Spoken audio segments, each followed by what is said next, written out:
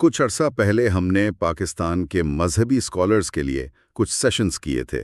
ان میں ہم نے دنیا کی 4 بہت اہم اور مختلف تعلیمی تحریکوں پر بات کی تھی۔ جی، ان میں ہندوستان کا دارالعلوم ندوۃ العلماء تھا، امریکہ کا یقین انسٹیٹیوٹ اور برطانیہ کا کیمبرج مسلم کالج، اور ایک بالکل نیا آن لائن ادارہ اصول اکیڈمی۔ بالکل۔ تو آج ہم ان سب کو ایک ساتھ رکھ کر دیکھ رہے ہیں۔ یہ چاروں ادارے بظاہر تو بہت الگ لگتے ہیں۔ ہاں، ایک ہندوستان میں، ایک امریکہ میں، مطلب بالکل الگ دنیا ہے۔ جی، لیکن ان سب کے دل میں کوشش ایک ہی ہے کہ اسلامی علم کی جو عظیم روایت ہے اسے آج کے دور کے چیلنجز سے کیسے جوڑا جائے۔ اور آج ہم صرف ان کا تعارف نہیں کرائیں گے بلکہ ایک گہرا جائزہ لیں گے۔ جی، ہمارا مقصد یہ سمجھنا ہے کہ ان اداروں کی کامیابیوں اور ناکامیوں میں ہمارے لیے کیا سبق ہے، خاص طور پر پاکستان کے علمی حلقوں کے لیے۔ کہ یہاں ان تجربات سے سیکھ کر کیا کیا جا سکتا ہے۔ بالکل، یہ ایک طرح سے ان تمام سیشنز کا نچوڑ ہے۔ تو آئیے اس دلچسپ گفتگو کا آغاز کرتے ہیں، اور مستقبل کی تعمیر کے لیے ماضی کو سمجھنا تو ضروری ہے نا؟ جی بالکل۔ تو ہم بات شروع کرتے ہیں ندوۃ العلماء سے۔ جب ہم 1894 کے ہندوستان کا سوچتے ہیں تو ایک طرف انگریزوں کا جدید تعلیمی نظام تھا، دوسری طرف ہمارے روایتی مدارس تھے۔ اور ندوہ ان دونوں کی بیچ میں ایک پل بنانے کی کوشش تھی۔ مولانا محمد علی منگیری، شبلی نعمانی، حالی، یہ اپنے وقت کے ذہین ترین لوگ تھے۔ جی، اور انہوں نے یہ محسوس کیا کہ مسلمانوں کو آگے بڑھنے کے لیے دونوں جہانوں کی بہترین چیزوں کی ضرورت ہے۔ بالکل، یہ ویژن اپنے وقت سے بہت بہت آگے تھا۔ ان کا مقصد صرف یہ نہیں تھا کہ نصاب میں انگریزی یا سائنس کی 2-4 کتابیں ڈال دیں۔ اچھا۔ وہ ایک نیا ذہن، ایک نیا مسلم انٹلیکچوئل بنانا چاہتی تھیں جو دین میں بھی پختہ ہو اور دنیا کو بھی سمجھتا ہو۔ اور وہ جو مسلکی جھگڑے تھے ان سے اوپر اٹھ کر امت کے بڑے مسائل پر بات کرنا، یہ بھی ایک مقصد تھا۔ جی، یہ ایک بہت بڑی سوچ تھی۔ اور انہوں نے صرف کلاس رومز پر انحصار نہیں کیا، ان کا جو تحقیقی کام تھا، خاص طور پر مجلس تحقیقات، وہ تو غیر معمولی تھا۔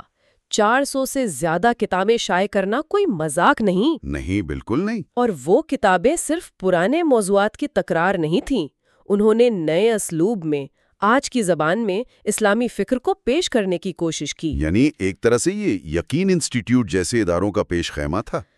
کہہ سکتی ہیں، بس فرق یہ تھا کہ ان کا میڈیم کتاب تھی اور آج کا میڈیم یوٹیوب اور PDF ہے۔ تو یہاں پر ایک مشکل سوال پیدا ہوتا ہے، اتنا شاندار ویژن، اتنے بڑے لوگ، پھر ہوا کیا؟ ذرائع بتاتے ہیں کہ وقت کے ساتھ ندوہ اپنے اس بنیادی مقصد سے ہٹ گیا۔ جی، یعنی قدیم اور جدید کے سنگم سے۔ آج وہ ایک بہت معتبر روایتی درسگاہ تو ہے، لیکن وہ انقلابی ادارہ نہیں رہا جس کا خواب دیکھا گیا تھا۔ یہ صرف ایک فطری جمود تھا یا کچھ اور تھا؟ یہ بہت اہم نقطہ ہے۔ میرے خیال میں یہ صرف جمود یا فنڈنگ کا مسئلہ نہیں تھا۔ اصل چیلنج شاید اس ویژن کو زمین پر اتارنے میں تھا۔ اچھا؟ دیکھیں، جب آپ 2 بالکل مختلف علمی نظاموں کو، ایک وحی پر مبنی اور دوسرا خالص عقلیت پر، انہیں ایک ساتھ لانے کی کوشش کرتے ہیں تو ہمیشہ یہ خطرہ رہتا ہے کہ ایک نظام دوسرے پر حاوی ہو جائے۔ صحیح۔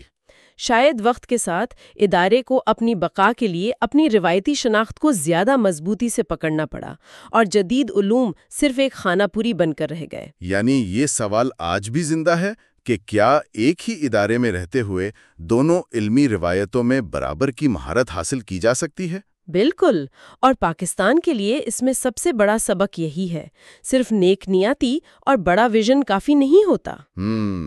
آپ کو ایک ایسا پائیدار ماڈل بنانا پڑتا ہے جو نسل در نسل اس توازن کو قائم رکھ سکے۔ ندوہ کی تاریخ ہمیں یہی سکھاتی ہے، ویژن کو زندہ رکھنے کے لیے ہر نسل کو نئے سرے سے محنت کرنی پڑتی ہے۔ ندوہ کی کہانی واقعی سوچنے پر مجبور کرتی ہے۔ اب اگر ہم 1 صدی آگے آئیں اور امریکہ چلیں تو ہمیں ایک بالکل مختلف تصویر نظر آتی ہے۔ جی، یہ کوئی یونیورسٹی یا مدرسہ نہیں ہے۔ نہیں، یہ ایک تھنک ٹینک ہے، ایک میڈیا ہاؤس ہے۔ ان کا کیمپس یوٹیوب ہے اور طلباء پوری دنیا میں پھیلے کروڑوں لوگ ہیں۔ یہ ایک مکمل طور پر نیا ماڈل ہے۔ ندوہ کا چیلنج انگریزوں کا لایا ہوا سیکولرزم تھا، یقین کا چیلنج ہے سوشل میڈیا کا لایا ہوا نیو ایتھیزم اور لبرلزم کے شکوک و شبہات۔ اور ان کا کام ہی یہی ہے کہ ان مشکل سوالوں پر تحقیق کریں جو آج کے نوجوان کے ذہن میں ہیں۔ جی، اور پھر اس تحقیق کو آسان، خوبصورت اور قابل رسائش فارمیٹ میں پیش کریں۔ اور ان کے اعداد و شمار تو ناقابل یقین ہے۔ یوٹیوب پر 20 لاکھ سے زیادہ سبسکرائبرز، 30 کروڑ سے زیادہ ویوز، یہ تو کسی بھی یونیورسٹی کے خواب سے آگے کی بات ہے۔ جی، آخر ان کی کامیابی کا راز کیا ہے؟ وہ ایسا کیا کر رہے ہیں جو کروڑوں نوجوانوں کو دینیات پر طویل گفتگو سننے پر مجبور کر دیتا ہے؟ میرے خیال میں اس کے 3 بڑے راز ہیں۔ پہلا، وہ ریسرچ ڈریون ہے۔ وہ سنی سنائی باتوں یا صرف جذباتی تقریروں پر انحصار نہیں کرتی۔ اچھا، ہر چیز تحقیق پر مبنی ہے۔ جی، ہر مضمون، ہر ویڈیو کے پیچھے ٹھوس تحقیق ہوتی ہے، حوالے ہوتے ہیں، اس سے ان کی بات میں وزن آتا ہے۔ دوسرا، ان کی پروڈکشن کوالٹی بہت اعلیٰ ہے۔ ہاں، یہ تو میں نے بھی دیکھا ہے۔ وہ سمجھتے ہیں کہ آج کی نسل نیٹ فلکس کی عادی ہے، آپ انہیں ایک خراب کیمرے سے متوجہ نہیں کر سکتے۔ اور تیسرا، اور شاید سب سے اہم، وہ ان موضوعات پر بات کرنے سے نہیں ڈرتے جنہیں عام طور پر نظر انداز کر دیا جاتا ہے، جیسے ذہنی صحت، ماحولیات، اسلاموفوبیا، الحاد کے دلائل، فیمنزم۔ یہ وہ موضوعات ہیں جن پر ہمارے روایتی اداروں میں یا تو بات ہی نہیں ہوتی یا پھر بہت دفاعی انداز میں ہوتی ہے۔ بالکل۔ اور ایک اور انقلابی قدم ہے خواتین محققین کو مرکزی دھارے میں لانا۔ ڈاکٹر رانیہ عواد، سیلین ابراہیم جیسی اسکالرز ان کے تحقیقی کام کی قیادت کر رہی ہیں۔ یہ ایک بہت مثبت پیغام ہے۔ جی، ہے کہ اس انسٹاگرام فرینڈلی اسلام میں گہرائی کی قربانی دے دی جاتی ہے۔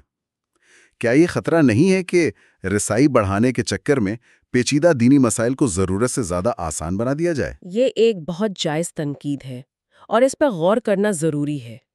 یقیناً ایک 20 منٹ کی یوٹیوب ویڈیو کسی 1000 سالہ فقہی بحث کا مکمل احاطہ نہیں کر سکتی۔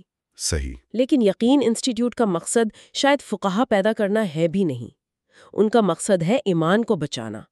وہ ایک طرح سے فکری فرسٹ ایڈ فراہم کر رہے ہیں۔ فکری فرسٹ ایڈ، واو۔ جی، وہ ان نوجوانوں کو مخاطب کر رہے ہیں جو شکوک و شبہات کے سمندر میں ڈوب رہے ہیں۔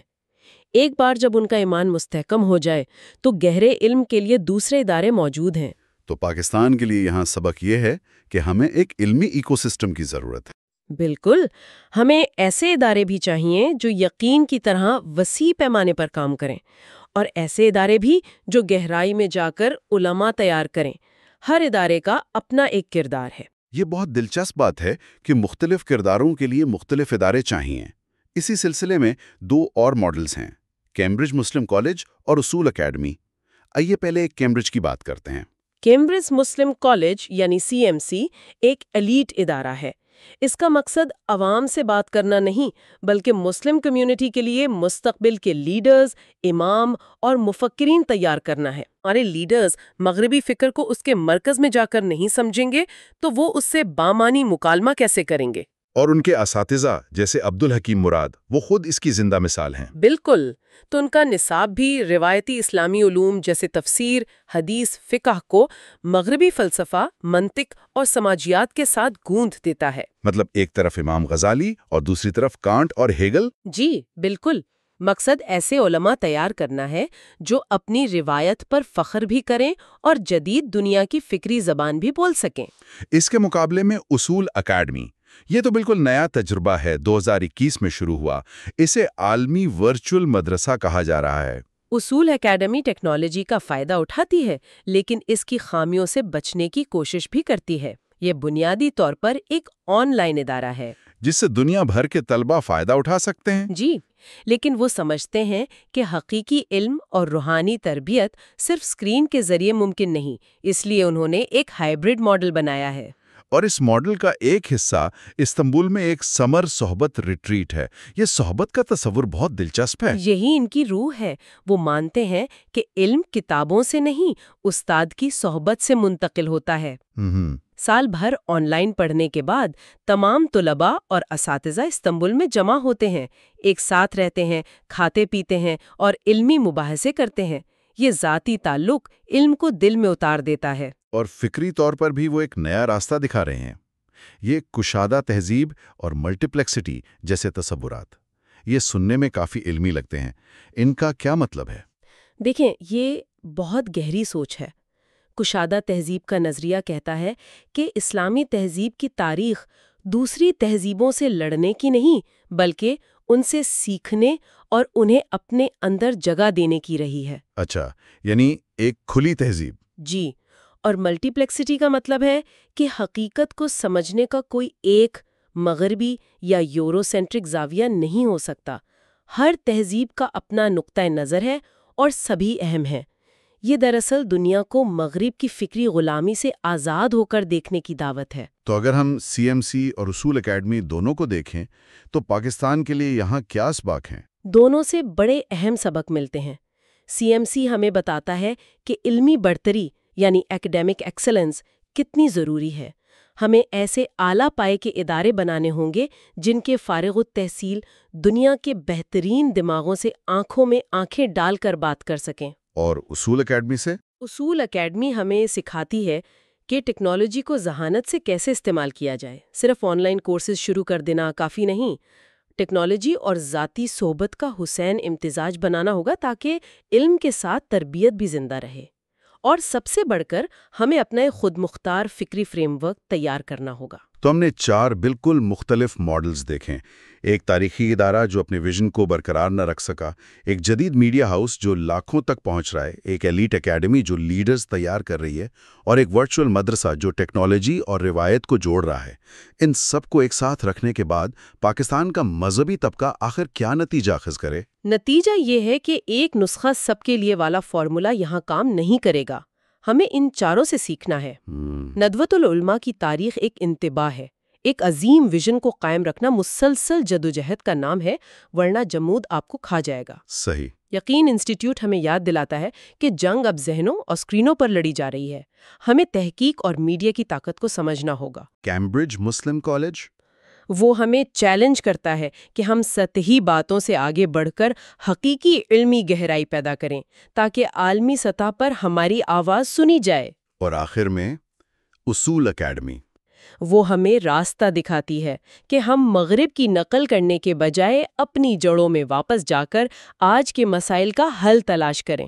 اس کا مطلب یہ ہوا کہ پاکستان کو کسی ایک ماڈل کو کاپی کرنے کی ضرورت نہیں، بلکہ اپنے مقامی حالات کو دیکھتے ہوئے ان سب کا ایک مرکب تیار کرنا ہوگا۔ بالکل، پاکستان کو ایک متنوع علمی ایکو سسٹم کی ضرورت ہے۔ ہمیں ایسے ادارے چاہیے جو عوام کے لیے یقین کی طرح کام کریں۔ ہمیں CMC جیسے ادارے بھی چاہیے جو اعلیٰ پائے کے اسکالرز پیدا کریں۔ اور اصول اکیڈمی جیسے ہائبرڈ ماڈلز بھی، جی، جو دور دراز علاقوں کے طلباء کو بہترین اساتذہ سے جوڑیں۔ اور ان سب کو اپنی بنیادیں ندوہ جیسے اداروں کی تاریخی بصیرت پر رکھنی ہوگی۔ تو آج کی گفتگو سے یہ بات بالکل واضح ہو جاتی ہے کہ اسلامی علم کی روایت کوئی ٹھہرا ہوا پانی نہیں، بلکہ ایک بہتا ہوا دریا ہے جو ہمیشہ نئے راستے تلاش کرتا ہے۔ جی، ندوہ کی تاریخی بصیرت سے لے کر یقین کی ڈیجیٹل رسائی تک، اور CMC کی علمی بلندی سے لے کر اصول اکیڈمی کی جدت تک، ہر ماڈل میں پاکستان کے علمی منظرنامے کے لیے گہرے اور عملی اسباق ہے۔ اور یہ اس روایت کی خوبصورتی ہے، یہ جامد نہیں ہے، یہ زندہ ہے، اور ہر دور کے چیلنج کا سامنا کرنے کے لیے اپنے اندر سے ہی نئے طریقے اور نئے اسالیب پیدا کرنے کی صلاحیت رکھتی ہے۔ آج بھی اس کی ترقی کا راز اسی لچک میں ہے۔ اور آخر میں ہمارے سننے والوں کے لیے سوچنے کا ایک نقطہ، ان تمام کامیاب عالمی ماڈلز کو دیکھنے کے بعد پاکستان میں مذہبی اسکالرز کے لیے اصل سوال شاید یہ نہیں ہے کہ کیا ہمیں بدلنا چاہیے۔ اصل سوال یہ ہے کہ ہم ان کامیاب تجربات سے کون سے عناصر لے کر ایک ایسا منفرد پاکستانی ماڈل تشکیل دے سکتے ہیں جو ہمارے اپنی زمینی حقیقتوں، ہمارے اپنے مسائل اور ہمارے اپنے لوگوں کی ضروریات کو پورا کر سکے۔